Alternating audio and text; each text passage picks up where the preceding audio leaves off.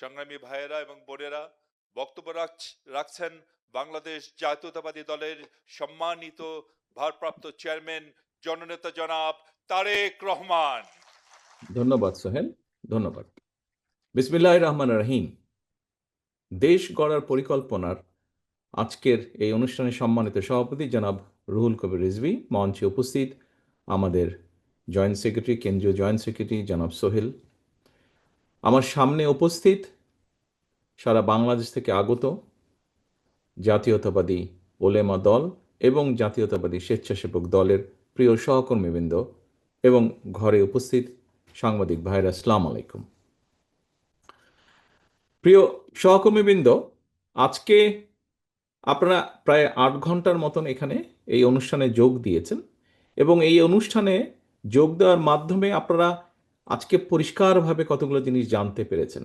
অর্থাৎ বিএনপি একটি দায়িত্বশীল রাজনৈতিক দল হিসাবে আগামী দিন ইনশাল্লাহ বাংলাদেশের মানুষের জনসমর্থন নিয়ে রাষ্ট্র পরিচালনার সুযোগ পেলে আমরা কিভাবে জাতিকে, দেশকে এগিয়ে নিয়ে যাব, সমাজের বিভিন্ন শ্রেণী পেশার মানুষের জন্য কিভাবে আমরা কি কি পরিকল্পনা গ্রহণ করেছি, কিভাবে তা বাস্তবায়নের চেষ্টা করব, আমরা বাস্তবায়নের পরিকল্পনা গ্রহণ করেছি, যেই পরিকল্পনাগুলো একজন খুব সাধারণ মানুষ থেকে মোটামুটিভাবে সমাজের উপরের মানুষ কম বেশি সবাইকে ছুঁয়ে যায়, সেই রকম পরিকল্পনাগুলো, অর্থাৎ যে পরিকল্পনাগুলো গ্রহণ করলে একজন মা, একজন নারী, একজন শিশু, একজন তরুণ যুবক বা যুবতী, একজন কৃষক, একজন প্রাইমারি স্কুলের শিক্ষক, একজন হাই স্কুলের শিক্ষক, একজন ক্ষুদ্র মাঝারি ব্যবসায়ী, মুদির দোকান মালিক হোক, দোকান কর্মচারী হোক, এরকম বিভিন্ন শ্রেণী পেশার মানুষের জীবনের পরিবর্তন হতে পারে, সেইরকম কতগুলো পরিকল্পনা নিয়ে আজকে আমরা আলোচনা করেছি। প্রিয় সহকর্মীবৃন্দ, আপনারা নিশ্চয়ই সকালে আসার সময় এই অনুষ্ঠানে যখন আসছিলেন আপনারা নিশ্চয়ই পত্রিকা দেখেছেন, সেটি অনলাইনেই হোক বা মেইন ভার্সনই হোক, পত্রিকার প্রিন্টেড ভার্সনই হোক, আপনারা দেখেছেন নিশ্চয়ই। এবং একটি জিনিস নিশ্চয়ই আপনাদের চোখে পড়েছে যে আজকে হচ্ছে আন্তর্জাতিক দুর্নীতি বিরোধী দিবস, জাতিসংঘের আন্তর্জাতিক দুর্নীতি বিরোধী দিবস। আমি আমার বক্তব্য মাগরিবের বেশি সময়ে নেই, মাগরিবের টাইম প্রায় হয়ে এসছে, আমি চেষ্টা করব আমার বক্তব্য সংক্ষেপ রাখতে, মোটামুটি সেই সময়ের ভিতরে শেষ করতে। তবে আমার বক্তব্যের বাকি অংশে যাওয়ার আগে আপনাদের কাছে একটি ছোট্ট 2-2.5 মিনিটের একটি ভিডিও আপনাদেরকে আমি দেখাতে চাই। এখন আপনারা দয়া করে ভিডিওটা দেখবেন। তবে এই ভিডিওর কিন্তু লিখিত একটি বক্তব্য, এই ভিডিওতে যা আছে তারই লিখিত ফরম্যাট কিন্তু আপনাদের এই ফোল্ডারের ভিতরে দেওয়া আছে। ভিডিওটা আপনাদেরকে এই জন্য দেখাচ্ছি, ভিডিওটা যখন দেখবেন জিনিসটা আরও সুন্দরভাবে আপনাদের মনের ভিতরে ঢুকে যাবে। আসুন আমরা ভিডিওটা দেখি 2 মিনিটের। মুকুল, প্লিজ প্লে করো। পুরনো ঢোল নতুন বাজনা। দীর্ঘদিন ধরে আওয়ামী লীগ ও তাদের দোসররা বলে আসছে বিএনপি আমলে নাকি বাংলাদেশ 5 বার দুর্নীতিতে চ্যাম্পিয়ন হয়েছিল। কিন্তু আসল তথ্যটা কি? তথ্যের ভিতরে ঢুকলে দেখা যায় এর পেছনে রয়েছে ভিন্ন গল্প। 1995 থেকে 2012 সাল পর্যন্ত ট্রান্সপারেন্সি ইন্টারন্যাশনাল দুর্নীতির ধারণা সূচক সিপিআই প্রকাশ করত এক ভিন্ন পদ্ধতিতে। বাংলাদেশ এই সূচকে প্রথম যুক্ত হয় 2001 সালে। সে বছরের জুন মাসে ট্রান্সপারেন্সি ইন্টারন্যাশনাল বাংলাদেশকে ঘোষণা করে দুর্নীতিতে চ্যাম্পিয়ন দেশ হিসেবে। তাদের সূচকে দেশের স্কোর ছিল 10-এর মধ্যে 0.4। তবে যেটা অনেকেই জানে না কিংবা জানলেও বলে না, সেটি হলো আগের 3 বছরের দুর্নীতি বিশ্লেষণ করে এই সূচক তৈরি করত সংস্থাটি। অর্থাৎ হাসিনার শাসনামলের 3 বছরের দুর্নীতির কারণে 2001 সালে দুর্নীতিতে চ্যাম্পিয়ন হয় বাংলাদেশ। বিএনপি ক্ষমতায় আসার মাত্র 10 মাসের ব্যবধানে বাংলাদেশের স্কোর 0.4 থেকে বেড়ে হয় 1.2, অর্থাৎ দুর্নীতি কমতে শুরু করে। 2003 সালে স্কোর 1.3, 2004-এ 1.5, 2005-এ 1.7 এবং 2006 সালে বেড়ে দাঁড়ায় 2.0। অর্থাৎ বিএনপি আমলে দুর্নীতি ধারাবাহিকভাবে হ্রাস পায় এবং বিএনপির সময়ই বাংলাদেশ দুর্নীতির চ্যাম্পিয়ন তকমা থেকে মুক্ত হয়ে তৃতীয় অবস্থানে উঠে আসে। তাহলে বাংলাদেশকে দুর্নীতির চূড়ায় তুলেছিল কারা? উত্তর একটাই, আওয়ামী লীগ। আর দুর্নীতি কমিয়েছিল বিএনপি সরকার। তবু এই তথ্য বেশিরভাগ গণমাধ্যমে আসেনি কখনো। প্রোপাগান্ডা ছড়িয়ে মানুষের মনে গেঁথে দেওয়া হয়েছে বিএনপি আমলেই দুর্নীতি ছিল চূড়ান্ত রূপে। বাস্তবতা বলছে সম্পূর্ণ উল্টো কথা। গত 15-16 বছরে ব্যাংক লুট হয়েছে, $200 বিলিয়ন পাচার হয়েছে, বিদেশে তৈরি হয়েছে বেগমপাড়া, পানামা পেপারসে এসেছে মন্ত্রীদের নাম, আর হাসিনার সরকারের সময় তৈরি হয়েছে বাঁশের রাস্তার ইতিহাস। ইতিহাস সবসময় নীরব থাকে না, এক সময় সত্য ফিরে আসে, আর মানুষ তখন বুঝতে পারে কে দেশকে এগিয়ে নিয়েছে আর কে শুধু প্রতিপক্ষকে দোষ দিয়ে নিজের অপরাধ আড়াল করেছে।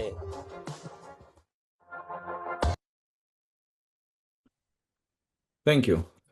এটা সরিয়ে দাও। জি, প্রিয় সহকর্মীবৃন্দ, আপনারা আন্তর্জাতিক দুর্নীতি বিরোধী দিবসে আজকে আপনাদের সামনে একটি সত্য প্রকাশিত হলো। হয়তো অনেকে জানতেন, কিন্তু বিভিন্ন নেগেটিভ প্রোপাগান্ডার, মিথ্যে প্রোপাগান্ডার কারণে কেউ কেউ হয়তো শিওর হতে পারছিলেন না, বা ফ্যাক্টস ফিগার না জানা থাকার কারণে অনেকে কিছু বুঝে উঠতে পারছিলেন না। কিন্তু আপনাদের কাছে একটি কাগজ দিয়ে দেওয়া হয়েছে, যা আপনারা ভিডিওতে দেখেছেন। সহকর্মীবৃন্দ, জিএস বাংলাদেশে বাংলাদেশে যদি আমরা বলি যে এই যে দুর্নীতি, যে লাগাম, সেই লাগামকে টেনে ধরতে কিন্তু পেরেছে প্রতিবার বিএনপি সরকার। দেশ স্বাধীনের পরে আমরা দেখেছি এই দেশের মানুষের, যুদ্ধ বিধ্বস্ত দেশে এই দেশের মানুষের সাহায্য সহযোগিতার জন্য সারা বিশ্ব থেকে কিভাবে সহযোগিতা এসেছিল, কিন্তু সেগুলোর কি অবস্থা হয়েছিল, কেন হয়েছিল? সবই হয়েছিল দুর্নীতির কারণে, দুর্ভিক্ষ হয়েছিল, সব কিছু মিলিয়ে। কিন্তু পরবর্তীতে বিএনপি তথা শহীদ রাষ্ট্রপতি জিয়াউর রহমান যখন এই দেশের শাসনভার পেলেন, দেশ পরিচালনার দায়িত্ব পেলেন, আমরা এই দেশ থেকে, বিএনপি সরকার, শহীদ রাষ্ট্রপতি জিয়াউর রহমানের সরকার এই দেশকে দুর্নীতি থেকে বের করে, এই দুর্ভিক্ষ থেকে বের করে, শুধু যে খাদ্য উৎপাদন বৃদ্ধি করলেন তাই নয়, দেশ থেকে আমরা খাদ্য পর্যন্ত রফতানি করেছিলাম। হতে পারে অল্প, কিন্তু রফতানি আমরা করেছিলাম। পরবর্তীতে আবার আপনারা দেখলেন যে 2001 থেকে 2005, তার আগে কারা কি করেছিল সেটি আপনাদের সামনে উপস্থিত আছে। এবং 2001 থেকে 5 বিএনপি কিভাবে দেশনেত্রী খালেদা জিয়ার সময় কিভাবে বাংলাদেশকে দুর্নীতির তকমা থেকে ধীরে ধীরে ধীরে ধীরে বিএনপি সরকার, খালেদা জিয়ার সরকার বের করে নিয়ে এসেছিল। এর সাক্ষ্য প্রমাণ, এটি আমাদের কথা না, এটি একটি ইন্ডিপেন্ডেন্ট সংস্থার কথা। এটি আমাদের কোনো জরিপও না, আমাদের কোনো রিসার্চও না, একটি ইন্ডিপেন্ডেন্ট জরিপ, এটা ইন্ডিপেন্ডেন্ট একটি সংস্থার জরিপ। প্রিয় সহকর্মীবৃন্দ, আপনাদের সামনে আজকে 8টি পয়েন্ট উপস্থাপন করা হয়েছে। এই 8টি পয়েন্টের মধ্যে আছে কিভাবে আগামী দিনে আমরা আমাদের দেশের মানুষের, বাংলাদেশের মানুষের স্বাস্থ্য সেবা নিশ্চিত করতে চাই। আমরা চাই কিভাবে দেশে, অসুখ বিসুখ হবেই, পৃথিবীতে থাকলে অসুখ বিসুখ হবেই, কিন্তু কিভাবে কম সংখ্যক মানুষ যাতে অসুস্থ হতে পারেন,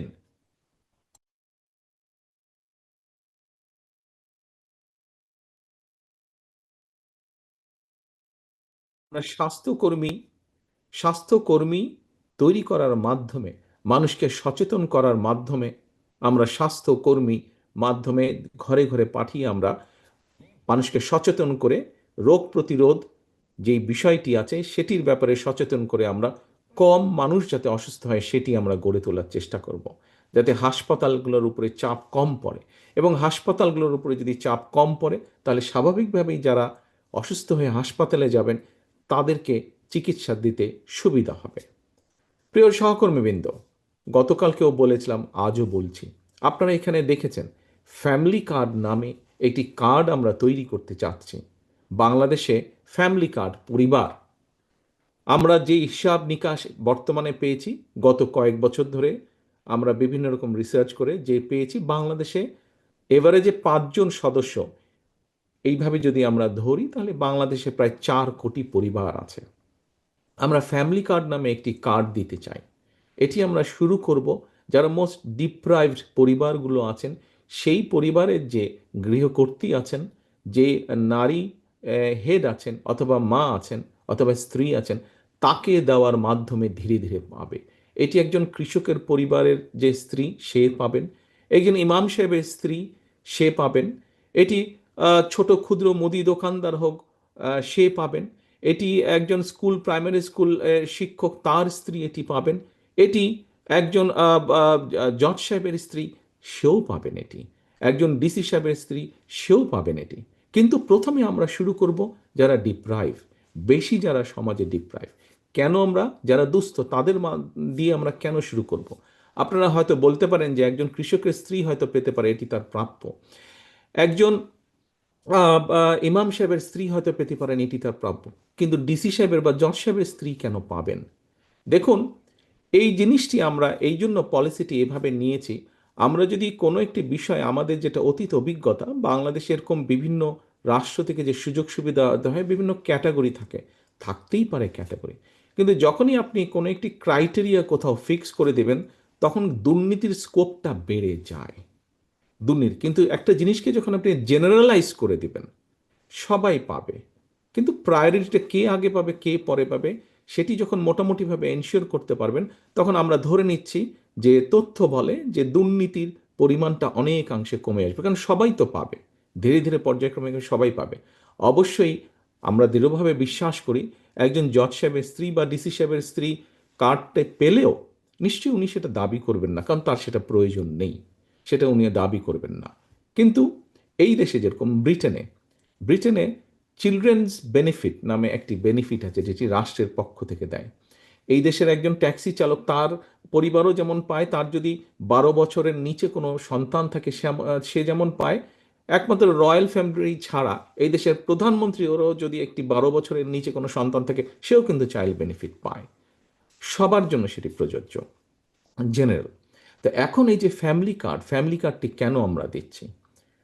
প্রিয় সহকর্মীবৃন্দ, বাংলাদেশের অর্ধেক জনসংখ্যার অর্ধেক হচ্ছে নারী। আপনি অর্ধেক জনসংখ্যাকে যদি রেখে দেন ঘরের ভিতরে, আপনি কিন্তু এই দেশকে নিয়ে এগোতে পারবেন না। আমরা যেই প্রত্যাশিত বাংলাদেশ চাই, আমরা মনে করি যখন আমরা দেশের বাইরে যাই, সুন্দর দেশ দেখি, ভালো দেশ দেখি, তখন আমরা ভাবি, আরে আমাদের দেশটাকে কেন আমরা এরকম করতে পারি না? দেশটাকে আমরা এরকম করতে পারবো যখন আমরা সকলকে মিলে, সকলকে সাথে নিয়ে যখন দেশ গড়ার কাজে হাত দিব, একমাত্র তখনই সম্ভব। বিভাজন রেখে, বিভক্তি রেখে, একজনকে ভেতরে একজনকে বাইরে রেখে কিন্তু আমরা দেশ গড়তে পারবো না। দেশের অর্ধেক জনসংখ্যা হচ্ছে নারী। আপনাদের নিশ্চয়ই অনেকের জানা আছে, নেপোলিয়ন বলেছিলেন যে আমাকে একটি শিক্ষিত মা দাও, আমরা শিক্ষিত জাতি দিব আমি তোমাদেরকে। কথাটি কম বেশি আপনারা জানেন, বক্তৃতাতেও আপনারা বলেন। সহকর্মীবৃন্দ, আসুন, দেশনেত্রী খালেদা জিয়া শিক্ষিত মা তৈরির বাস্তবায়ন কিন্তু উনি করে গিয়েছেন। নারীদের ক্লাস 12 পর্যন্ত শিক্ষা ব্যবস্থা উনি ফ্রি করে দিয়ে গিয়েছেন। অর্থাৎ শিক্ষিত মা তৈরির যে প্রোগ্রাম, কর্মসূচি, সেটি দেশনেত্রী খালেদা জিয়া শুরু করে গিয়েছেন। আসুন, ইনশাল্লাহ আগামী নির্বাচনে জনগণের সমর্থন নিয়ে বিএনপি সরকার গঠনে সক্ষম হলে আপনাদের আগামী বিএনপি সরকার শুধু শিক্ষিত মাই নয়, একজন শিক্ষিত মায়ের সাথে স্বাবলম্বী মা আমরা গড়ে তুলতে চাই, স্বাবলম্বী মা, স্বাবলম্বী পরিবার গড়ে তুলতে চাই। এবং আমরা যখন সম্ভব হবে আমাদের পক্ষে, শিক্ষিত মায়ের পাশাপাশি সেই শিক্ষিত মাকে যখন অর্থনৈতিকভাবে আমরা স্বাবলম্বীভাবে গড়ে তুলতে পারবো, ধীরে ধীরে একটি পরিবার, 2টি পরিবার, 5টি পরিবার, একটি উপজেলা, একটি জেলা, একটি বিভাগ, সমগ্র বাংলাদেশকে আমরা স্বাবলম্বী করে গড়ে তুলতে সক্ষম হব। প্রিয় সহকর্মীবৃন্দ, আসুন, আপনারা নিশ্চয়ই দেখেছেন কৃষি কার্ড। আমরা ছোটবেলা থেকে, আমরা যখন ছোট ছিলাম, আমরা জানতাম, পড়েছি, বইয়ে পড়েছি, মুরব্বীদের কাছে শুনেছি যে এই দেশের প্রাণ হচ্ছে, অর্থনীতির প্রাণ হচ্ছে কৃষি। এখনো বহু মানুষ, কোটি কোটি মানুষ কিন্তু কৃষির সাথে, আপনি হয়তো প্রত্যক্ষ বা না হলেও পরোক্ষ না হলেও প্রত্যক্ষ না হলেও কোনো না কোনোভাবে আপনি কৃষির সাথে জড়িত আছেন। অর্থাৎ আমাদের এই যে 20 কোটি মানুষ প্রতিদিন যে খাবার খাচ্ছে, ভাত হোক, রুটি হোক, সবজি হোক, ডাল হোক, চিনি হোক, যাই হোক না কেন, এটির কোনো না কোনো একটা বিশাল অংশ তো দেশের মধ্যেই উৎপাদন হচ্ছে। এখন এই কৃষকদের কথা কিন্তু আমাদেরকে ভাবতে হবে। কৃষির মধ্যে আপনারা যারা কম বেশি কৃষির সাথে জড়িত আছেন, এবং এখানে কৃষি সাবজেক্টটি খুব সম্ভব ডক্টর মজিদ এখানে উপস্থাপন করেছে, আপনাদেরকে নিশ্চয়ই বলেছে কয়েক ক্যাটাগরির কৃষক আছে দেশে, ক্ষুদ্র, প্রান্তিক, মাঝারি, বৃহৎ কৃষক এরকম আছে। আমাদেরকে এই কৃষকদের পাশে দাঁড়াতে হবে। একজন ক্ষুদ্র বা মাঝারি বা প্রান্তিক কৃষককে যদি আমরা সরকারের তরফ থেকে সহযোগিতা প্রদান করি, সারা জীবন যে সেই সহযোগিতা দিব, নট দ্যাট। হ্যাঁ, আমরা একটা সার্টেন টাইম পর্যন্ত, কিন্তু যখন সহযোগিতাটা পাবে 2 বছর 3 বছরও রেজাল্ট আসবে না, কিন্তু 5 থেকে ইনশাল্লাহ 7 বছরের মধ্যে রেজাল্ট আসবে। আমাদের লক্ষ্য হচ্ছে সেই প্রান্তিক বা ক্ষুদ্র কৃষককে তার অর্থনৈতিক ভিত্তিটাকে মজবুত করা, সে যাতে নিজের পায়ে দাঁড়াতে পারে। একই সাথে একই সাথে কৃষি উৎপাদিত যে দ্রব্য মূল্য, পণ্যগুলো, এগুলোর বিভিন্ন সময় দাম ওঠানামা করে। আমরা যদি কৃষির উৎপাদন বাড়াতে পারি, একই সাথে যদি আমরা এই জিনিসগুলো স্টোরেজ করার উপায় বের করতে পারি, তাহলে একদিকে আমরা নিশ্চিত করতে পারবো কৃষকের অর্থনৈতিক স্বাবলম্বিতা, আরেকদিকে যারা আমরা এগুলা কনজিউম করি, দেশের মানুষ কনজিউম করে, তাদেরকেও মোটামুটিভাবে স্বল্প মূল্যে, ন্যায্য মূল্যে, বরং বলা উচিত স্বল্প মূল্যে না, ন্যায্য মূল্যে আমরা তাদের কাছে, সারা দেশের মানুষের কাছে এই কৃষি উৎপাদিত পণ্যগুলো আমরা তাদের কাছে ছড়িয়ে দিতে পারবো। প্রিয় সহকর্মীবৃন্দ, আপনাদেরকে যে ভিডিওটি আমি দেখিয়েছিলাম, এই ভিডিওতে কি ছিল, আজকে যেহেতু দুর্নীতি বিরোধ দিবস, এই কিভাবে দুর্নীতিতে বিএনপি কিভাবে দেশকে দুর্নীতির করাল গ্রাস থেকে বের করে নিয়ে এসছে প্রতিবার, তার খুব সংক্ষিপ্ত একটি বিবরণ ফ্যাক্টস অ্যান্ড ফিগার দিয়ে আপনাদের সামনে উপস্থাপন করা হয়েছে। ঠিক একইভাবে আমাদেরকে আরেকটি কাজে সফল হতে হবে প্রিয় সহকর্মীবৃন্দ, এটিও কাইন্ড অফ দুর্নীতির সাথে ওতপ্রোতভাবে জড়িত। সেটি হচ্ছে দেশের আইন শৃঙ্খলা ব্যবস্থা। যে কোনো মূল্যে, যে কোনো মূল্যে আমাদেরকে দেশের আইন শৃঙ্খলা ব্যবস্থা ঠিক রাখতে হবে। আমরা আপনাদের সামনে যে কয়টি আজকে আমাদের কোর প্ল্যানিং যে আপনাদের সামনে আমরা উপস্থাপন করেছি, প্রত্যেকটি প্ল্যানিং যদি বাস্তবায়ন করতে হয়, তাহলে অবশ্যই আমাদেরকে আইন শৃঙ্খলার ব্যাপারে কঠোর হতে হবে। এবং এরও উদাহরণ বিএনপির কাছে আছে। বিএনপি যখন রাষ্ট্র পরিচালনায় থাকে, দেশ পরিচালনার দায়িত্বে বিএনপি যখন থাকে, তখন আমরা দেখেছি বিভিন্ন সময় আমাদের দলেরও কোনো সদস্য যদি কোনো অন্যায় করে থাকে, আমরা চেষ্টা করেছি সেই অন্যায়কে আইন দিয়ে বিচার করতে, দলীয় দৃষ্টিকোণ থেকে বিচার না করতে। এখন প্রিয় সহকর্মীবৃন্দ, দেশের, আপনি যদি সত্যিই দেশকে ভালোবেসে থাকেন, আমরা যদি সত্যিই দেশকে ভালোবেসে থাকি, এই দেশের মানুষের গণতান্ত্রিক অধিকার প্রতিষ্ঠার জন্য, এই দেশের মানুষের রাজনৈতিক ভোটের অধিকার, বাক স্বাধীনতার জন্য আমাদের হাজারো হাজারো মানুষ, নেতাকর্মী জীবন দিয়েছে, লক্ষ লক্ষ নেতাকর্মী নির্যাতিত হয়েছে। কাজে আসুন আমরা সকলে মিলে যদি সরকারকে সহযোগিতা করি, যে সরকার নির্বাচিত হবে, এবং আত্মবিশ্বাস নিয়ে বলতে চাই ইনশাল্লাহ জনগণের রায় বিএনপি সরকার গঠন করতে সক্ষম হবে, এবং সেই সরকারকে সফল করতে হলে আপনাদের প্রত্যেকের, সারা বাংলাদেশে ছড়িয়ে ছিটিয়ে থাকা বিএনপির লক্ষ লক্ষ নেতাকর্মীকে সহযোগিতা করতে হবে। যে অন্যায় যে করে সে কোনো দলের হতে পারে না, অন্যায় যে করে সে অন্যায়কারী। কাজেই যে কোনো মূল্যে আমাদেরকে এনশিওর করতে হবে যে কঠোর হস্তে আমরা দেশের স্বার্থে, দেশের মানুষের স্বার্থে আমরা যে কোনো মূল্যে দুর্নীতির লাগাম টেনে ধরতে হবে, এবং দেশের আইন শৃঙ্খলাকে আমাদের ঠিক রাখতে হবে। তাহলেই আমরা আমাদের ফ্যামিলি কার্ড বলুন, কৃষি কার্ড বলুন, শিক্ষার ব্যাপারে আমরা যে পরিকল্পনা গ্রহণ করেছি, এই রকম সবগুলোকে আমরা সফল করতে পারবো। প্রিয় সহকর্মীবৃন্দ, আমরা একটি স্লোগান দেই, সবার আগে বাংলাদেশ। খুব পপুলার স্লোগান ইদানিং আমাদের সকলের কাছে। আপনাদের তালপট্টির কথা কি মনে আছে সহকর্মীবৃন্দ? আপনাদের যাদের মনে নেই, যাদের বয়স কম, কিন্তু অনেকেই শুনেছেন তালপট্টি।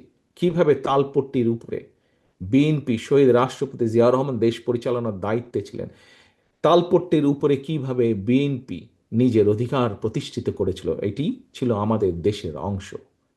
ঠিক একইভাবে নিশ্চয়ই আপনাদের মনে আছে কিভাবে আমাদের পানির হিস্সাকে আমরা নিয়ে এসেছিলাম, আমাদের পানির হিস্সা বের করে, এবং তার জন্য আমরা আন্তর্জাতিক অঙ্গনে পর্যন্ত যেতে আমরা কোনো রকম দ্বিধাগ্রস্ত ছিলাম না। আমরা আন্তর্জাতিক অঙ্গনে পর্যন্ত গিয়ে বলেছি যে আমাদের পানির হিস্সা আমাদেরকে দিতে হবে, এবং সেটি আমরা আল্লাহর রহমতে বের করে আনতে সক্ষম হয়েছিলাম, আমাদের পানির হিস্সা।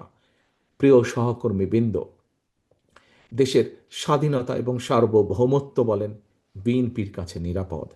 দেশের দুর্নীতির লাগাম টেনে ধরা বলেন, এটিও বিএনপির ট্র্যাক রেকর্ড রয়েছে।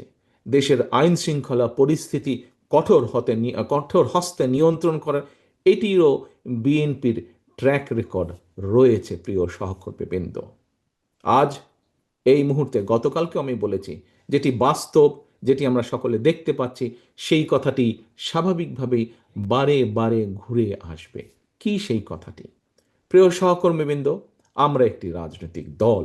আমি প্রথমেই বলেছি, একটি দায়িত্বশীল রাজনৈতিক দল। আমরা একটি দায়িত্বশীল রাজনৈতিক দল হিসেবে স্বাভাবিকভাবেই জনগণ আমাদের সাথে শুধু কথার ফুলঝুরি প্রত্যাশা করে না। কথার ফুলঝুরি যদি দিতে হয়, অনেক কথা আমরা বলতে পারি, কিন্তু জনগণ আমাদের কাছে প্রত্যাশা করে যে আমরা কিভাবে দেশকে পরিচালনা করব, আমরা জনগণের সমস্যাগুলোকে কিভাবে আমরা মিট আপ করবো, জনগণের সমস্যাগুলোকে কিভাবে আমরা অ্যাড্রেস করব, পুরা পরিকল্পনা জনগণ আমাদের কাছে দেখতে চায়। আজ এই যে 8 ঘন্টা ধরে আপনারা এখানে বসে আলোচনা করলেন, আলোচনাগুলো মন দিয়ে আপনারা শুনলেন, এর মধ্যে কি ছিল? এর মধ্যে এইচ অ্যান্ড এভরি ইস্যু, যেই 8টা ইস্যু আমরা এখানে তুলে ধরেছি আপনাদের কাছে, প্রত্যেকটি ইস্যু জনগণের প্রত্যেক দিনকার বর্তমান, ভবিষ্যৎ জীবনের সাথে সম্পর্কিত। তাই নয় কি? আপনাদের কি মনে হয়, তাই কি? আপনারা যেই 8টা ইস্যু নিয়ে আজকে এখানে কথা বললেন, প্রশ্ন করলেন, শুনলেন, যারা আলোচকবৃন্দ আছে, আলোচকবৃন্দের কথা শুনলেন,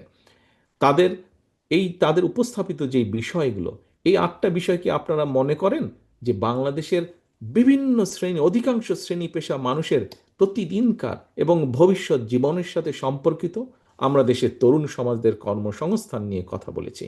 আমরা দেশের নারী সমাজের নারীদেরকে স্বাবলম্বী করা, নারীদের নিরাপদ করার বিষয়ে কথা বলেছি। আমরা দেশের স্বাস্থ্য ব্যবস্থা নিয়ে কথা বলেছি, শিক্ষা ব্যবস্থা নিয়ে কথা বলেছি। আমরা দেশের কৃষকদেরকে নিয়ে কথা বলেছি। আজকে এখানে ওলেমা দল আপনারা উপস্থিত আছেন, ওলেমা দলের সদস্যবৃন্দ আপনারা উপস্থিত আছেন। আপনাদের আপনাদের যে প্রস্তাবনা ছিল, সেই প্রস্তাবনার উপরে আমরা পরীক্ষা নিরীক্ষা করে দেখেছি, ইয়েস, বাংলাদেশের আলেম সমাজের মধ্যে, বিশেষ করে বাংলাদেশের প্রায় 3 লক্ষের মতন মসজিদ আছে। এই মসজিদগুলোতে যে ইমাম সাহেবরা আছেন, মুয়াজ্জিম সাহেবরা আছেন, তাদেরকে একটি সামাজিক মর্যাদার ভিতরে আনা উচিত, এবং এটি পর্যালোচনাকে হয়তো একবারে আমরা পারবো না, কিন্তু পর্যায়ক্রমিকভাবে ধীরে ধীরে আমরা এই কাজটি শুরু করতে চাই। অর্থাৎ এইভাবে যদি আমরা দেখি, প্রত্যেকটি সমাজের প্রতিটি কম বেশি শ্রেণী পেশার মানুষের উপরে আমরা মানুষের সমস্যাগুলো কিভাবে সমাধান করতে সম্ভব, সেগুলো আমরা চেষ্টা করছি বের করে আনতে, সেগুলোর সম্পর্কে আমরা পরিকল্পনা গ্রহণ করেছি।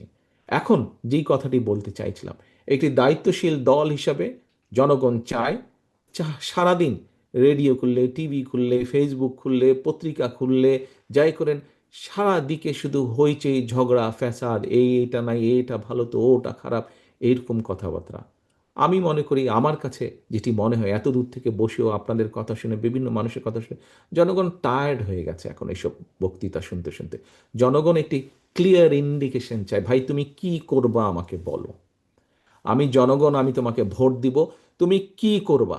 ছাত্ররা জানতে চায় তাদের শিক্ষা ব্যবস্থাকেই হবে। আজকে অনেক তরুণী অনেকে আছে যাদের শিক্ষা জীবন প্রায় শেষ হয়ে এসছে অথবা শেষ হয়ে গিয়েছে। তারা জানতে চায় আগামী ভবিষ্যৎ তাদের কি হবে, তাদের কি কর্মসংস্থান, এক অনিশ্চয়তার মধ্যে আছে। এখানে মাহাদি আমিন যখন তার বক্তব্য উপস্থাপন করেছে, তখনই আমি অনলাইনে সংযুক্ত হয়েছিলাম। আমি দেখলাম মাহাদি আমিন এখানে বলেছে, স্কুল কলেজগুলোতে আপনাদেরকে প্রশ্ন করেছে যে যদি স্কুল কলেজ ইউনিভার্সিটিগুলো আমরা ইন্টারনেট কানেকশন ফ্রি করতে পারি, তাহলে তাদের উপকার হয় কিনা। আপনারা সমন্বয় সকলে বলেছেন ইয়েস, তাদের উপকার হয়। হয় মাহাদি আমিন আমার জন্য রেখে দিয়েছে, অথবা বেচারা ভুলে গেছে। তবে ও ভুলে যাওয়ার কথা না, অত্যন্ত বুদ্ধিমান, ইন্টেলিজেন্ট ছেলে, খুব সম্ভবত আমার জন্য রেখে দিয়েছে। এই বিষয়টি গত 1 সপ্তাহ আগে আমরা আলোচনা করছিলাম। আমরা শুধু গুরুত্বপূর্ণ জায়গাগুলোতে কেন দেবো, এর সাথে আমরা আরো একটু অ্যাড করতে পারি ইন্টারনেটের বিষয়টি। ইন্টারনেট এখন একটি মৌলিক অধিকারের মতন হয়ে দাঁড়িয়েছে বিষয়টি। প্রিয় সহকর্মীবৃন্দ, এখানে স্বেচ্ছাসেবক দলের অনেক তরুণ সহকর্মীবৃন্দ আপনারা আছেন। এটা গতকাল যদি আমি বলতাম, পরশুদিন বলতাম, হয়তো বা আরো ভালো হতো। আমরা গত এক সপ্তাহ আগে বিষয়টি কম বেশি ঘাটাঘাটি করেছি, বিষয়টি নিয়ে রিসার্চ করেছি, এবং আমরা দেখেছি শুধু স্কুল কলেজ বা রেল স্টেশন বা এয়ারপোর্টে আমরা কেন দেব, আমরা কেন আহ, বিভিন্ন লাইব্রেরিগুলোতে কেন দেব না, আমরা কেন বিভিন্ন সেটা মফস্বল শহর হোক, ঢাকা শহর হোক, বিভিন্ন জায়গায় যে বড় বড় কিছু ক্যাফেটেরিয়া আছে যেখানে ছেলেমেয়েরা বসে কথা বলতে পারে, চা খেতে পারে, যেখানে ইন্টারনেটে কাজ করতে পারে, এরকম কতগুলো জায়গায় আমরা কেন ব্যবস্থা করব না? অর্থাৎ ফ্রি ইন্টারনেটের যে ব্যবস্থা, এটির এরিয়াটাকে কেন আমরা বাড়াবো না? যদি আমরা এটির এরিয়াকে বাড়াতে পারি, তাহলে নিশ্চয়ই বহু তরুণ তরুণী আছে, যুব সমাজের বহু সদস্য আছে যারা বিভিন্নভাবে উপকৃত হবে। কিছুদিন আগে বিবিসিতে, এটা প্রায় বছর কয়েক আগের ঘটনা, বিবিসিতে আমি খবর দেখছিলাম, হঠাৎ খবরে একটি খবর দেখালো, একটি ফ্যামিলি, দুই ভাই বোন, ওরা স্কুলে পড়ে, কিন্তু ওদের খুব সমস্যা হচ্ছে, ওরা যেই জায়গা থেকে, গ্রামের মধ্যে, এটি লন্ডন শহরে না, লন্ডন থেকে অনেক দূরে গ্রামের মধ্যে, তারা হোমওয়ার্ক করার জন্য প্রায় 2 মাইল হেঁটে তার নানির বাড়িতে যায়, কারণ তাদের বাড়িতে ইন্টারনেট নেই, নানির বাড়িতে ইন্টারনেট আছে। ওখানে গিয়ে ল্যাপটপ নিয়ে বা আইপ্যাড নিয়ে, যেটাই হোক, সেখানে তারা ইন্টারনেট নিয়ে হোমওয়ার্কের কাজ শেষ করে আবার বাড়িতে ফিরে আসে। সহকর্মীদের আমাদের দেশেও এরকম সমস্যা আছে, বাট আমরা এই জন্য এটি করতে চাইছি, ফ্রি যে কথাটি বললাম, ইন্টারনেট করতে চাইছি, এই জন্য করতে চাইছি, আমাদের বহু তরুণ সমাজের বহু সদস্য আছে, নতুন ভোটার যারা হয়েছে, ইয়াং জেনারেশন বলতে যাদেরকে আমরা বুঝি, বহু সদস্য আছে যারা বিভিন্ন কন্টেন্ট মেক করে, কিন্তু ডাটার দাম অনেক বেশি হওয়াতে হয়তো তারা অফ করে রাখে, খুব যখন প্রয়োজন ডাটাটা তখন তারা ওপেন করে, আবার অফ করে তারা রেখে দেয়। আমাদের বহু এরকম তরুণ সমাজের সদস্য আছে যারা অনলাইনে ছোটোখাটো ব্যবসা করে, বিভিন্ন জিনিসপত্র বিক্রি করে, বিভিন্ন অ্যাড ক্যাম্পেনিং করে, কিন্তু সব সময় তারা করতে পারে না, কারণ খরচ অনেক বেশি পড়ে। কিন্তু আমরা যদি এরকম বিভিন্ন গুরুত্বপূর্ণ জায়গাগুলোতে, বিভিন্ন লাইব্রেরিতে, বিভিন্ন ইউনিভার্সিটিগুলোতে, কলেজগুলোতে, বিভিন্ন ক্যাফেটেরিয়াতে যদি আমরা ফ্রি ইন্টারনেটের ব্যবস্থা করে দিতে পারি, তাহলে তাদের জন্য সুবিধা হবে। ফ্রি বলতে তো ধরেন ঘন্টার পর ঘন্টা ফ্রি থাকবে না, ব্যাপারটা হয়তো এরকম হবে, কারণ আবার সব কিছুরই তো একটি খরচ আছে, খরচটা তো যারা দিবে তাদেরও পোষাতে হবে। হয়তো ব্যাপারটা এরকম হবে যে সে যখন তার পুরো ইমেল অ্যাড্রেস দিয়ে সব কিছু দিয়ে, যেটা নর্মাল স্ট্যান্ডার্ড প্রসিজিওর, যখন কোনো একটা ক্যাফেটেরিয়াতে বা কোনো একটা জায়গায় ঢুকলো ওই ইন্টারনেট সুবিধা পাওয়ার জন্য, তখন স্বাভাবিকভাবে সে যখন ইন্টারনেট সুবিধাটা পেতে চাইবে, কতগুলো ইনফরমেশন চাইবে তার কাছে, সেই ইনফরমেশনগুলো ফিল আপ করার পরে এমনও হতে পারে সেখানে হয়তো কয়েক সেকেন্ডের একটি অ্যাড আসলো, সেই অ্যাডটি হয়তো তাকে দেখতে হতে পারে, এবং অ্যাডটি দেখার পরে তারপরে তার কানেকশনটা কানেক্টেড হয়ে যাবে, ইন্টারনেটটা কানেক্টেড হয়ে যাবে, তখন সে হয়তো 1 ঘন্টা হোক, 1.5 ঘন্টা হোক, ওটা ফ্রি পাবে সে, তখন সে ওইটাতে তার কাজটা সে সেরে নিতে পারবে। কাজে আমরা পুরো জিনিসটাকে এইভাবে চিন্তা করছি যে কিভাবে সুযোগ সুবিধা, রাষ্ট্রের যে সুযোগ সুবিধা, এটিকে জনগণের কাছে নিয়ে যাওয়া যায় এবং তরুণ সমাজকে সহযোগিতা করা যায় তাদের কাজগুলো সম্পন্ন করার জন্য। প্রিয় সহকর্মীবৃন্দ, আমরা আহ, আপনারা শুনেছেন কর্মসংস্থানের বিষয়। ইউরোপের বহু দেশে, ইটালিতে যেমন, উদাহরণস্বরূপ বলে, ইটালিতে যেমন বহু জায়গা আছে যেখানে তাদের তরুণ প্রজন্ম, ইয়াং জেনারেশনের সংখ্যা কমে গেছে, সেখানে তাদের কাজ করার জন্য মানুষ লাগবে, কিন্তু আপনি আসতে পারবেন না। কেন আপনি আসতে পারবেন না? আপনি তো ভাই ইটালিয়ান ভাষা বোঝেন না। আপনি যখন গ্রামে যাবেন, ওই দেশের গ্রামের মানুষ হয়তো সচ্ছল মানুষ আছে, কিন্তু সে ইংরেজি বুঝে না, তাই সে ইটালিয়ান ভাষা বুঝে, তার ভাষা ইটালিয়ান। এবং আপনি যে ওখানে যাবেন, আপনি যদি তার ফার্মে, অর্থাৎ তার কৃষিতে যদি আপনি কাজ করেন, তাতে আপনাকে লোকাল ভাষা জানতে হবে, কিন্তু আপনি তো লোকাল ভাষা জানেন না। আমরা চাইছি আমাদের তরুণ সমাজকে, সে শহরেই থাকুক, গ্রামেই থাকুক, তরুণ সমাজকে, আপনারা শুনেছেন যে বাংলাদেশ থেকে বছরে 8 থেকে 10 লক্ষ মানুষ যায় বিদেশে, কিন্তু এর মধ্যে প্রায় 7 লক্ষ মানুষ যারা যায় আনস্কিল লেবার যায়, আনস্কিল ওয়ার্কার যায়। আমরা এই যে যাওয়ার পরিমাণ, এদেরকে আমরা ট্রেনিং দিতে চাচ্ছি। জাপানে কৃষিতে মানুষ প্রয়োজন, জাপানে হেলথ কেয়ারের মানুষ প্রয়োজন, ইউরোপের বিভিন্ন দেশে হেলথ কেয়ারের মানুষ প্রয়োজন। এখানে আমাদের তরুণরা যেতে পারে, ছেলেরা যেতে পারবে, মেয়েরা যেতে পারবে, কিন্তু ভাষা শিক্ষা একটি বিরাট ব্যাপার হয়ে দাঁড়িয়েছে। আমরা পরিকল্পনা নিয়েছি, নিশ্চয়ই আপনারা ডিটেল পরিকল্পনায় শুনেছেন, আমরা পরিকল্পনা নিয়েছি যে আমরা এরকম টেকনিক্যাল ইনস্টিটিউশন, ভোকেশনাল ইনস্টিটিউশন আমরা জেলা পর্যায়ে, বিভাগ পর্যায় পর্যন্ত শুরু করব, যারা ভাষা শিক্ষা দিবে এবং কয়েকটি ভাষা আমরা স্কুল লেভেলে কয়েকটি ভাষা আমরা কম্পালসারি করে দিব। বাচ্চারা নিজেরা চয়েস করে নেবে সে কোনটা শিখবে। ইংরেজির সাথে তৃতীয় আরেকটি ভাষা তাকে শিখতেই হবে, যাতে করে সে ভবিষ্যতে যদি মনে করে সে বিদেশে যাবে, সে যে কোনো কাজ করতে পারবে। ভোকেশনালের কতগুলো সাবজেক্ট আমরা কম্পালসারি করে দেবো যে এগুলো তাকে শিখতেই হবে। অর্থাৎ একজন বাচ্চাকে শিশু অবস্থা থেকে আমরা তাকে ইন্ডিপেন্ডেন্ট করে গড়ে তুলতে চাই। খেলাধুলা তাকে করতে হবে। আমিনুল আপনাদের সামনে তুলে ধরেছে যে আমরা শুধু ডাক্তার বানাবো তা না, আমরা শুধু ইঞ্জিনিয়ার বানাবো তা না, আমরা শুধু উকিল ব্যারিস্টার বানাবো তা না, আমরা খেলোয়াড় পর্যন্ত তৈরি করব। আমরা দেশে একজন খেলোয়াড়, প্রফেশনাল খেলোয়াড় আমরা তৈরি করতে চাই। সে দেশে খেলবে, সে বিদেশে খেলবে। বিদেশে শুধু ডাক্তার দেশে সুনাম বয়ে নিয়ে আসবে তা না, শুধু ইঞ্জিনিয়ার দেশে সুনাম বয়ে নিয়ে আসবে তা না, শুধু ব্যবসায়ী দেশে সুনাম বয়ে নিয়ে আসবে তা না। একজন খেলোয়াড়, একজন ব্যক্তি খেলোয়াড়, সে ছেলে হোক মেয়ে হোক। আপনারা দেখেছেন মেয়েরা কি সুন্দর এশিয়ান ফুটবলে তারা দেশের জন্য সম্মান বয়ে নিয়ে এসেছে। আপনারা দেখেছেন ক্রিকেটে কিভাবে বিশ্ব দরবারে বাংলাদেশের ইয়াং ছেলেরা, ইয়াং ক্রিকেটাররা কিভাবে সম্মান বয়ে নিয়ে এসেছে। আমরা অন্যগুলোতেও চেষ্টা করতে পারি, যেগুলোতে আমাদের পক্ষে সম্ভব আমরা সেগুলোতে চেষ্টা করবো। আমরা প্রফেশনাল খেলোয়াড় গড়ে তুলব। তারা বিদেশে খেলবে, একটি সময় পরে যখন তারা খেলতে পারবে না, স্বাভাবিক, খেলোয়াড়রা বেশি দিন খেলতে পারে না, কারণ শারীরিক একটি বিষয় থাকে। তখন তারা দেশের বা বিদেশের বিভিন্ন ইনস্টিটিউশনে কোচ হিসাবে বা প্রশিক্ষক হিসেবে তারা তখন দায়িত্ব পালন করতে পারবে। অর্থাৎ প্রত্যেকটি জেনারেশনকে, প্রত্যেকটি ভবিষ্যৎকে আমরা সেভাবে গড়ে তুলতে চাই। প্রিয় সহকর্মীবৃন্দ, আপনারা কম বেশি আলোচনার সময় 8 ঘন্টার মধ্যে, পুরো 8 ঘন্টার কথাকে আমার হাফ এন আওয়ারের মধ্যে নিয়ে আসতে হচ্ছে, তো সেই জন্য আমি সংক্ষেপে বলছি। সহকর্মীবৃন্দ, এই কাজগুলো যদি আমাদেরকে করতে হয়, আবার ঘুরে ওখানে চলে যাচ্ছে। আজকের যে আন্তর্জাতিক দুর্নীতি বিরোধী দিবস, এই দুর্নীতির লাগাম আমাদেরকে টেনে ধরতে হবে এবং আমাদের ট্র্যাক রেকর্ড আছে করার। বিএনপির ট্র্যাক রেকর্ড আছে, আমরা দুর্নীতির লাগাম টেনে ধরেছি। একটি কথা বলতে ভুলে গিয়েছে আপনাদের, বিএনপি দেশনেত্রী খালেদা জিয়ার সময় যখন এই কাজটি করা হলো, তখন কিন্তু এক সময় গিয়ে দুর্নীতি কমিশন একটি করা হয়েছিল এবং নিশ্চয়ই আপনারা সকলে না জানলেও কেউ কেউ অবশ্যই জানেন, সেই দুর্নীতি দমন যে কমিশন ছিল সেটিকে, যেটি খালেদা জিয়ার সময় 2000 খুব সময় 5 সালে করা হয়েছিল, তৈরি করা হলো, সেটিকে এতটাই ক্ষমতা দেওয়া হয়েছিল, সেই দুর্নীতি দমন কমিশন যদি সরকারের কোনো একটি বিষয়ে তদন্ত করতে চাইতো, সরকারের কোনো পারমিশনেরই প্রয়োজন ছিল না, সে সম্পূর্ণ স্বাধীন ছিল। খালেদা জিয়া কতটা আত্মবিশ্বাসী ছিলেন, কতটা দৃঢ় শপথ ছিল তার দুর্নীতিকে দমন করার জন্য, যে উনি ওই কমিশনকে সম্পূর্ণভাবে স্বাধীন করে দিয়েছিলেন। ইনশাল্লাহ একই জিনিস আমরা আবার তৈরি করব। এই নিয়মটি গত স্বৈরাচার এই নিয়মটি পাল্টে দিয়েছিল যে সরকারের কোনো কিছু দুর্নীতি তদন্ত করতে হলে সরকারের পারমিশন লাগবে। এটিকে আমরা দরকার হলে, যদি দেশের স্বার্থে প্রয়োজন হয়, এটিকে আমরা আবার চেঞ্জ করে দিব।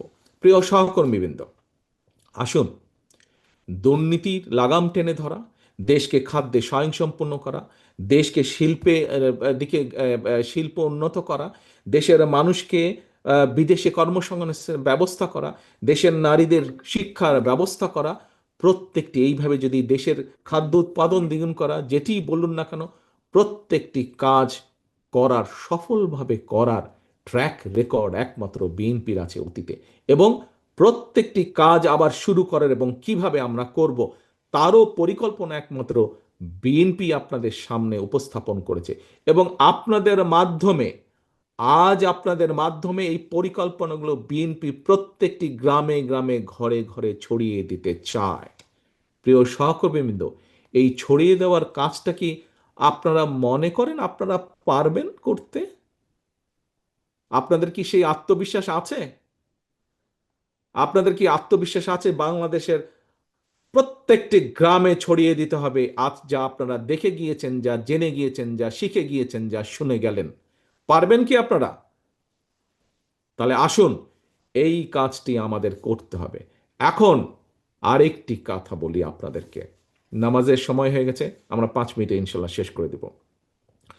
প্রিয় সহকর্মীবৃন্দ, বারে বারে যেই কথাটা বলছি, ট্র্যাক রেকর্ড একমাত্র দেশকে সামনে এগোনোর ট্র্যাক রেকর্ড, জাতিকে স্বাবলম্বী করে গড়ে তোলার ট্র্যাক রেকর্ড বিএনপির আছে। এ মঞ্চে আসুন তো, কারো জানা আছে কিনা? আর যতগুলো রাজনৈতিক দল আছে যারা আগামী নির্বাচনে পার্টিসিপেট করতে চায়, আর কার এরকম পরিকল্পনা আপনারা গত 1 বছরে দেখেছেন বা শুনেছেন বা জেনেছেন? কেউ হাত তুলে বলুন তো, কার আছে এই ট্র্যাক রেকর্ড? অনেকে অনেক কথা বলেছে। সকলের প্রতি সকলের প্রতি সম্মান রেখে দৃঢ়তার সাথে আমি বলতে চাই, হ্যাঁ, অনেকে অনেক কিছু বলেছেন, এইভাবে করবেন, দেশকে গড়ে তুলবেন, স্বাবলম্বী করবেন, সেইভাবে করবেন, কিন্তু ডিটেল প্ল্যানিং একমাত্র বিএনপির আছে। ডিটেল প্ল্যানিং আর কারো নেই। প্রিয় সহকর্মীবৃন্দ, আজকে আপনাদেরকে আমরা এখানে দাওয়াত দিয়েছি কেন্দ্র থেকে। আপনারা এসেছেন, সারাদিন জেনেছেন, দেখেছেন, শিখেছেন, দুপুরে আপনারা খাওয়া দাওয়া করেছেন। দয়া করে এই যে আপনারা এসেছেন, 8 ঘন্টা সময় দিয়েছেন, এটিকে দয়া করে বৃথা যেতে দেবেন না। এই যে দলের ফান্ড থেকে আপনাদের খাওয়া দাওয়ার ব্যবস্থা করা হয়েছে, এই অর্থটি দলের নেতাকর্মীদের চাঁদার বিনিময়ে অর্থটি ধীরে ধীরে গড়ে উঠেছে। সেই ফান্ড থেকে আপনাদের খাওয়ার ব্যবস্থা করা হয়েছে। দয়া করে এই অর্থটিকে অপচয় হতে দেবেন না। এই যে আপনারা নিজের অর্থ ব্যয় করে এসেছেন, আবার নিজের অর্থ ব্যয় করে ফিরে যাবেন, আসা যাওয়ার যে খরচ, আসা যাওয়ার যে সময়, এইটিকে অপচয় হতে দেবেন না। আপনাদের হাতে আজকে একটি ফোল্ডার দেওয়া হয়েছে। সেই ফোল্ডারে আমাদের প্রত্যেকটি কথা তুলে ধরা হয়েছে যে আমরা আগামী দিনে কি কি করতে চাই, কোন সেক্টরে, কোন শ্রেণী পেশার মানুষের জন্য আমরা কি করতে চাই। প্রিয় সহকর্মীরা, কালও বলেছি, একই কথা আজকেও বলবো, কারণ এই কথাটাই গুরুত্বপূর্ণ, সেই জন্য একই কথা বলবো। ব্যক্তি বড় নয়, যেহেতু এটা দলীয় বিষয়, যেহেতু এটা আমাদের দলীয় কর্মসূচি, এখানে আমরা জিনিসটাকে এভাবেই দেখতে চাই। এখানে আমাদেরকে দলকে নিয়ে আসতে হবে। আমাদের দল যদি টিকে থাকে, আমাদের দল যদি বাংলাদেশের মানুষের সমর্থন পায়, বাংলাদেশের মানুষের সমর্থন যদি এই দলের পিছনে থাকে, তাহলেই আমরা এই কর্মসূচিগুলো সফল করতে পারবো। এবং এই কর্মসূচিকে সফল করতে হলে, বাংলাদেশের মানুষের সমর্থন পেতে হলে, আপনাকে, আপনাদের প্রত্যেকটি মানুষকে, এবং আপনাদের সাথে আপনাদের এলাকায় যতগুলো সহকর্মী আছে আপনাদের প্রত্যেককে নিয়ে টিম করে করে মানুষের দুয়ারে দুয়ারে যেতে হবে, ঘরে ঘরে যেতে হবে। আপনার হাতে যে ফোল্ডার, সেই ফোল্ডারে খুব সম্ভবত প্রত্যেকটি সাবজেক্টের 5টি করে কপি আছে। আপনি হয়তো 50,000 কপি হয়তো ছাপাতে পারবেন না, কিন্তু 5,000 তো আপনি ছাপাতে পারবেন। আপনি যদি 5,000 ছাপান, আপনার আরেক সহকর্মী যদি 5,000 ছাপাতে পারে, আপনার আরেক সহকর্মী যদি 500 ছাপাতে পারে, আরেক সহকর্মী যদি 2,000 ছাপাতে পারে, আপনার এলাকায় হাজার হাজার এটার কপি আপনি দিয়ে দিতে পারবেন, মানুষের ঘরে পৌঁছে দিতে পারবেন। আজ আপনি যা যা শিখে গেলেন, আপনারা প্রত্যেকটি স্বেচ্ছাসেবক দল এবং ওলেমা দলের প্রত্যেকটি নেতা আপনারা যা শিখে গেলেন, আপনি শিখে গিয়ে আপনি আপনার 5 জন, 10 জন, 15 জন, 20 জন সহকর্মীকে শেখাবেন। পারবেন নাকি সব ভুলে গিয়েছেন? মনে আছে তো? ওখানে কিন্তু একটা নোট বই এবং কলমও দিয়েছি। শুধু কলমটা পকেটে রাখার জন্য আর নোট বইটা ব্যাগে রাখার জন্য কিন্তু আমরা দেইনি। আমরা কলমটা দিয়েছি এবং নোট বইটা দিয়েছি নোট করার জন্য, যেটি মনে হবে গুরুত্বপূর্ণ পয়েন্ট সেটি নোট করার জন্য দিয়েছি। নোট টোট করেছেন নাকি রেখেই দিয়েছেন? নোট টোট করেছেন? Very good. যারা নোট করেছেন ভেরি গুড, যারা নোট করেননি নট গুড অ্যাট অল। আচ্ছা, এখন সহকর্মীবৃন্দ, কাজ সামনে অনেক গুরুত্বপূর্ণ। মানুষের কাছে যেতে হবে, মানুষকে বলতে হবে, তথ্য প্রমাণ দিয়ে বলতে হবে, ভাই, আমি, বোন, মা, আমি অতীতে আমার দল এই এই কাজ করেছে। আমরা ভবিষ্যতে যদি আপনাদের সমর্থন পাই, আপনাদের সহযোগিতা পাই, আপনারা যদি আমাদের সাথে থাকেন, আমাদের কে যদি সমর্থন দেন, আমরা আপনাদের জন্য এই এই কাজ করতে চাই। প্রিয় সহকর্মী, আমি অতীতে করেছি, দুর্নীতি দমন করেছি, খাদ্য উৎপাদন দ্বিগুণ করেছি, মেয়েদের শিক্ষা ব্যবস্থা করেছি, বিদেশে আমরা কর্মসংস্থানের ব্যবস্থা করেছি, দেশে আমরা কর্মসংস্থানের ব্যবস্থা করেছি। এই ইন্টারনেট সুবিধা ব্যবস্থা বিএনপি শুরু করেছে। মুক্তিযুদ্ধের কথা যদি বলেন, মুক্তিযুদ্ধ মন্ত্রণালয় আমাদের কথা, দেশনেত্রী খালেদা জিয়ার করা। কাজেই যদি বলতে হয় বিএনপি করেছে, কাজে করতে পারলে বিএনপি করতে পারবে। আর কে কি করতে পেরেছে? বিভিন্ন জনের বিভিন্ন ট্র্যাক রেকর্ড অতীতে আমরা দেখেছি, এবং তাদের কাছে কোনো প্ল্যান নাই। কথার ফুল জুড়ে দিয়ে রাষ্ট্র চলে না, কথার ফুল জুড়ে দিয়ে জনগণের পেটে খাবার আসে না, কথার ফুল জুড়ে দিয়ে কর্মসংস্থান হয় না, কথার ফুল জুড়ে দিয়ে জনগণের অর্থের সংস্থান হয় না, কর্মসংস্থান হয় না। পরিকল্পনা লাগে কর্মসংস্থান করতে। জনগণের পেটে আহার দিতে, ভাত দিতে হলে পরিকল্পনা লাগে, প্ল্যানিং লাগে, যা একমাত্র আপনার আছে, যা একমাত্র এই দলের আছে, যা একমাত্র বিএনপির আছে, আর কারো নেই। আসুন, আলোচনা যা হয়েছে সারাদিন এই ঘরে থাকতে পারবে না। এই আলোচনার প্রত্যেকটি শব্দ, প্রত্যেকটি অক্ষর, প্রত্যেকটি লাইন, প্রত্যেকটি পাতা, প্রত্যেকটি পরিকল্পনা জনগণের প্রত্যেকটি ঘরে ঘরে ঘরে যেতে হবে। মা বোনদের কাছে যেতে হবে, তরুণ প্রজন্মের কাছে যেতে হবে, মুরব্বীদের কাছে যেতে হবে, ইমাম মুয়াজ্জিন সাহেবদের কাছে যেতে হবে যে ইয়েস, আমার দল এইগুলো করতে চায়, আমার দল এইগুলো বাস্তবায়ন করবে। হ্যাঁ, আমাদের হাতে কোনো জাদু নেই, জনগণ এটা জানে। জনগণ দেখতে চায় যে বিএনপি করছে কিনা, করবে কিনা। বিএনপি ইনশাল্লাহ যদি আমরা 40% ইনশাল্লাহ করতে পারি, সেটি জনগণ ইনশাল্লাহ আমাদেরকে, আমি বিশ্বাস করি দৃঢ়ভাবে যে জনগণ আমাদের পক্ষে এসে দাঁড়াবে। আসুন আমরা এখানে বসে না থাকি, প্রত্যেকটি লাইন, প্রত্যেকটি অক্ষর, প্রত্যেকটি পাতা, প্রত্যেকটি পরিকল্পনা আমরা জনগণের দোরগোড়ায় আজকে নিয়ে যাব। আমাদের বসে থাকার আর বিন্দু মাত্র সময় নাই।